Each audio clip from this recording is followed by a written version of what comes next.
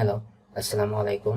মাইন্ডট্রিটের পক্ষ থেকে এই কোর্সে আপনাদের সবাইকে স্বাগত জানাই। মাইন্ডট্রিট হচ্ছে মেন্টাল হেলথ সার্ভিস প্রোভাইডার অথবা কাউন্সিলিং সেন্টার।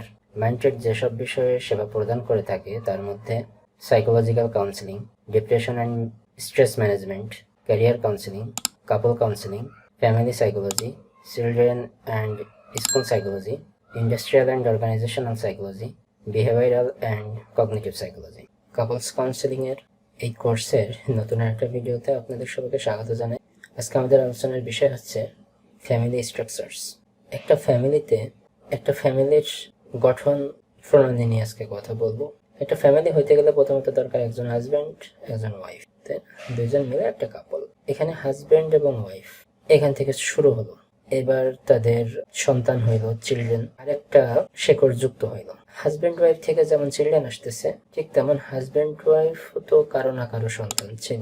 তার মানে হাজব্যান্ডের প্যারেন্টস, ওয়াইফের প্যারেন্টস, তার মানে হাজব্যান্ড ওয়াইফের সাথে হাজব্যান্ডদের ওয়াইফদের প্যারেন্টসও যুক্ত হয়ে গেল। অনেক ক্ষেত্রে পরিবারের অনেক কিছুই কিন্তু ডিপেন্ড করে হাজব্যান্ডের ফ্যামিলি বা প্যারেন্টস কিভাবে চাচ্ছে বিষয়টা, অথবা ওয়াইফের ফ্যামিলি কিভাবে এই বিষয়টা চাচ্ছে। এইগুলা কিন্তু ইনফ্লুয়েন্স করে হাজব্যান্ড ওয়াইফের মতামতকে, ঠিক আছে। এবং অনেক ক্ষেত্রে দেখা যায় যে হাজব্যান্ড ওয়াইফের ভিতরে যে মতের অমিল, এইটা কিন্তু তাদের প্যারেন্টসের কারণেও হয়ে থাকে অনেক ক্ষেত্রে।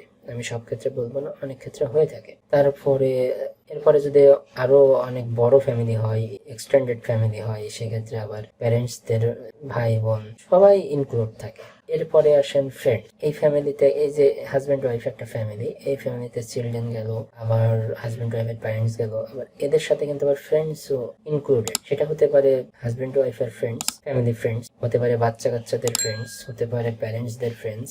এদেরও কিন্তু একটা ইম্পর্টেন্সই থাকে ফ্যামিলিতে, বা এদেরও একটা রোল থাকে, ঠিক আছে। অনেক ক্ষেত্রেই যে দেখবেন যে ফ্যামিলিতে যখন গেট টুগেদারের আয়োজন করা হয়, তখন কিন্তু এরাও ফ্যামিলি করে গেট টুগেদারে থাকে, অ্যাটেন্ড হয়। ফ্যামিলিতে এদেরও একটা জায়গা থাকে, ফ্যামিলি ফ্রেন্ডদের একটা জায়গা থাকে। অনেক সময় আমরা অনেক সিদ্ধান্ত ফ্যামিলি ফ্রেন্ডদের সাথে কথা বলেও অনেক সময় নিই, যে সিদ্ধান্তগুলো হয়তো নিজেরা নিতে পারতেছি না, সেক্ষেত্রে তাদের সাথেও কথা বলি আমরা সাধারণত।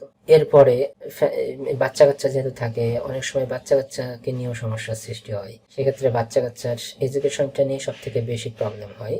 আবার এদিকে আমাদের চারপাশে আমরা একটা কমিউনিটির ভিতরে থাকি, কমিউনিটির একটা ইম্প্যাক্ট থাকে আমাদের পরিবারে। ওভারঅল একটা ফ্যামিলি কিন্তু শুধু একটা ফ্যামিলি নয়, এখানে অনেক শাখা প্রশাখা উপশাখা অনেক কিছুই বিদ্যমান, যেটা হয়তো আমরা আমাদের মানে ক্লিন চোখে আমরা হয়তো দেখতে পাই না অনেক সময়, ঠিক আছে। এটা দেখার জন্য আমাদের হয়তো একটু গভীরে যেতে হয়। প্রবলেমটা মূলত কোথা থেকে আসতেছে, ঠিক আছে। যে আমাদের যে কোর্সটা কাপলসদের নিয়ে, কাপলস কাউন্সিলিং, সমস্যাটা কোথা থেকে আসতেছে? সমস্যাটা কি তাদের ব্যক্তিগত বা যার, বা সমস্যাটা কি তাদের ফ্যামিলি বা বাবা মা থেকে আসতেছে কিনা? সমস্যাটা কি তাদের সন্তান থেকে হচ্ছে কিনা? ইভেন সমস্যা ফ্রেন্ডদের থেকেও, ফ্যামিলি ফ্রেন্ডদের থেকেও হতে পারে। বিভিন্ন কারণে কিন্তু সমস্যাগুলো হয় সাধারণত। এই সমস্যাগুলো বুঝতে গেলে আমাদের ফ্যামিলি স্ট্রাকচারটা সম্পর্কেও আসলে ধারণা থাকা দরকার, যার কারণে এই ভিডিওটা আজকে করলাম। তো আশা করি আমি বোঝাতে পারছি। তারপরে যদি আপনাদের কোনো কনফিউশন থেকে থাকে, তো আপনারা অবশ্যই কমেন্টে জানাবেন। যদি সম্ভব হয়, তো যদি আমাদের কন্টেন্টগুলো আপনাদের ভালো লেগে থাকে, তো অবশ্যই আমাদের চ্যানেলটা সাবস্ক্রাইব করবেন, বেল আইকন অন করে রাখবেন, যাতে নতুন কোনো ভিডিও আমরা আপলোড করার সাথে সাথে আপনারা সেটা পেতে পারেন। যদি ভালো লাগে তো লাইক করবেন, কমেন্টস করবেন এবং শেয়ার করে অন্য আরেকজনকে জানার সুযোগ করে দেবেন, ঠিক আছে। দেখা হবে পরবর্তী কোনো ভিডিও নিয়ে। এ পর্যন্ত সবাই ভালো থাকবেন। ধন্যবাদ সবাইকে।